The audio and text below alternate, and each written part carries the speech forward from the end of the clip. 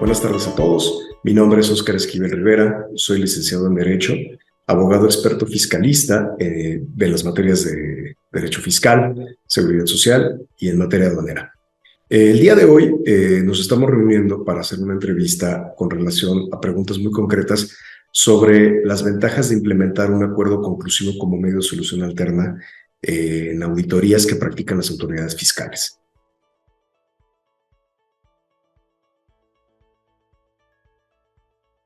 En términos contables, el término más utilizado es el de auditoría. Sin embargo, auditoría y revisiones son sinónimos. Una auditoría se define como una revisión que aplica sistemas, reglas, criterios objetivos para determinar la situación económica y financiera fiscal de la empresa. En el caso que nos ocupa, que es la implementación de los acuerdos conclusivos, esto es relevante porque para que pueda pensarse en el acuerdo conclusivo como un medio de solución alternativo de controversia, el contribuyente tiene que estar siendo revisado por la autoridad fiscal a través precisamente de facultades de comprobación que propiamente en el día a día se le conoce como auditoría. Y estas auditorías técnicamente son una visita domiciliaria, una revisión de gabinete o una revisión electrónica. Y este tipo de revisiones las llevan a cabo autoridades fiscales como son el SAT, el IMSS, el Infonavit o las entidades federativas cuando actúan con sus facultades como autoridades fiscales federales. La PRODECON es la Procuraduría de la Defensa del Contribuyente. ¿Okay? Ese es un organismo autónomo especializado en materia fiscal, actúa como intermediaria, facilitadora y, en este caso, de los acuerdos conclusivos, como testigo entre la autoridad revisora y el contribuyente. Ya entrando a lo que es la definición del acuerdo conclusivo, vamos a dar algo muy sencillo, digo, para cuestiones más técnicas, pero en términos muy concretos es un medio alternativo de solución de controversia creado por ley para que el contribuyente auditado, en el caso de que no esté conforme con las revisiones que les efectúan las autoridades fiscales y en el caso de que le generen observaciones o hechos ya calificados que puedan involucrar omisiones al cumplimiento de obligaciones fiscales, pueda estar en posibilidad de solicitar la tramitación de ese acuerdo conclusivo con la intermediación de PRODECON, lo que le permite tanto al contribuyente como a la autoridad, en este caso que son las partes, llegar a generar una solución de sus diferencias con total transparencia y dentro del marco legal aplicable.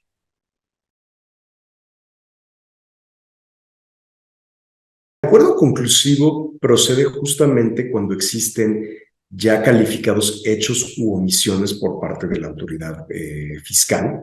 En el caso de las visitas domiciliarias, cuando ya existe una última acta parcial o un acta final. En el caso de las revisiones de gabinete, cuando existe ya su oficio de observaciones, que está donde vienen ya determinadas esas observaciones, esos hechos u omisiones. Y en el caso de las revisiones electrónicas, cuando ya existe una resolución parcial. Y en todos los casos tiene que haber necesariamente hechos o omisiones o incumplimiento de las disposiciones fiscales ya determinados, porque ese es el presupuesto legal para que proceda el acuerdo conclusivo. Bueno, primeramente es muy importante atender la primera notificación con el que inician las facultades de comprobación de la autoridad para saber de qué nos están requiriendo, de qué nos van a revisar, qué contribuciones, ejercicios, eso es muy importante. Atender ese requerimiento, luego si hay diversos requerimientos que sí se dan dentro de las revisiones, verificar la razonabilidad, es decir, qué tan necesaria es esa información y cómo la debemos de exponer ante la autoridad. Y aquí se considera que es importantísimo contar con un abogado experto fiscalista porque debes de cuidar como contribuyente la forma en la que se entrega y se expone a la autoridad fiscal tanto tus argumentos como la documentación. Y también la importancia de contar con el asesoramiento durante la revisión es que si ya ha llegado el plazo de aportar pruebas y argumentos, esa aportación de esos documentos y esas pruebas y esos argumentos deban de ser expuestos de una manera que resulte adecuada y obviamente que esté dentro del término legal, porque de lo contrario, cuando no está bien atendida una auditoría, lo más probable es que esto vaya a terminar en un crédito fiscal y en una situación que se vuelve adversa para para el contribuyente que puede terminar en un litigio, independientemente de que quizás se vaya el plazo para solicitar el acuerdo conclusivo, lo cual vamos a platicar enseguida. Muy buena pregunta. Anteriormente, antes de que existiera el acuerdo conclusivo, pues simplemente habría que atender la auditoría. Muchas veces no se atendía y te tenías que esperar a ver si te ibas a un recurso de revocación o ya un juicio de nulidad. Actualmente, al menos de nuestra parte, y lo que yo creo que hace la mayoría, que está bien asesorado, es de manera paralela y simultánea, es decir, al mismo tiempo ir a dar respuesta a los hechos y omisiones que la autoridad fiscal consignó en el documento respectivo, como ya mencionamos, puede ser el acta final, el oficio de observaciones o la resolución provisional, y aportar esas pruebas y argumentos de manera clara, contundente, precisa, y de manera paralela, insisto, y simultánea, al mismo tiempo ir con PRODECON a solicitar la adopción del acuerdo conclusivo.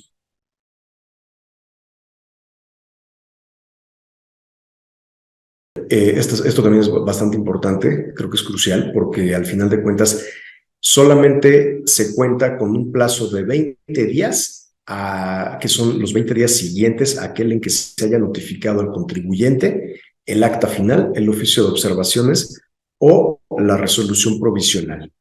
¿Ok? Por eso, en la pregunta anterior comentábamos que era importantísimo atacar las dos situaciones al mismo tiempo, atender ante la autoridad, pero a su vez ante PRODECON.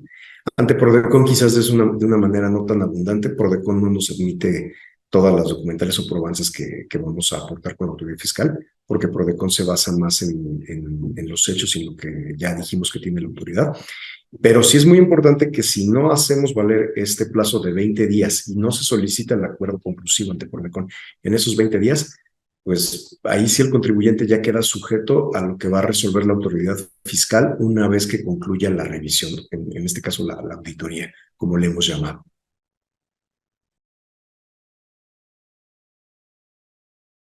Esto también es bastante importante comentarlo.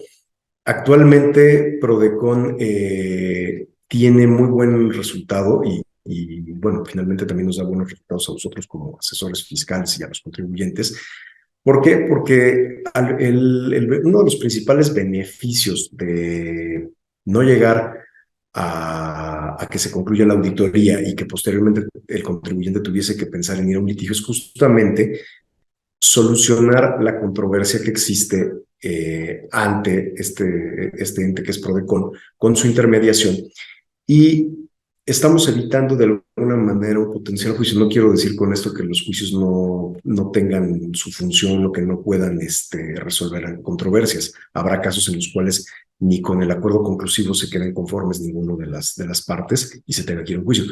Pero teniendo los elementos necesarios, pues los beneficios son bastantes. O sea, por ejemplo, es un proceso flexible, es abreviado, PRODECON actúa con inmediatez. Desde que vinieron las restricciones de trabajar a teledistancia por la cuestión del COVID-19, PRODECON atiende todo a través de correo electrónico.